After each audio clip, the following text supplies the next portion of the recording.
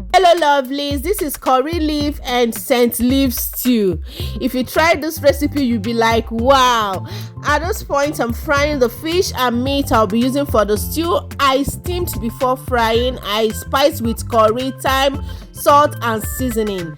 So at this point, I have the ingredients I'll be using for the stew. As you can see from the video, we have seasoning, sliced tomato, blended crayfish, curry leaf, scent leaf, fresh pepper. So at this point, I have an empty pot on the fire. I'll be using the vegetable oil I got from the fried fish and meat because I want it to give me this yummy taste, you know.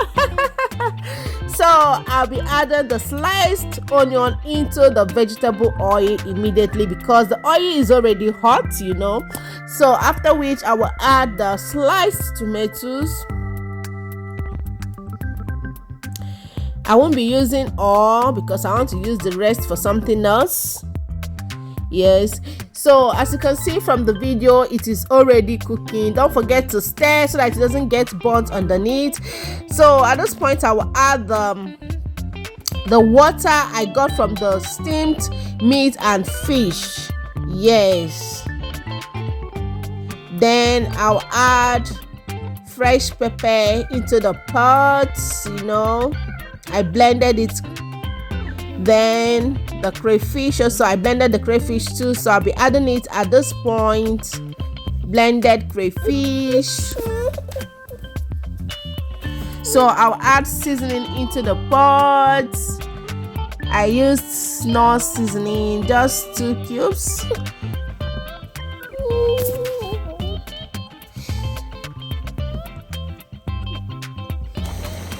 So I'll add salt, then this is the scent leaf. I've added the scent leaf. I'll add the curry leaf. Yes, this is curry leaf that I'm adding at this point. I will now introduce the rishi, the meat, the fried meat and fish goes into the pot at this point. Wow, I will stir and allow it to cook until the oil overshadows the pot. Then I will know the stew is good to go. After stirring, just allow it to cook. How it is good to go. Get your pot. By the way, guys, hello, if you are seeing this video, have you subscribed to this channel? How about now? How about? What is holding you back? Thanks for watching anyways, but subscribe, okay? Thank you.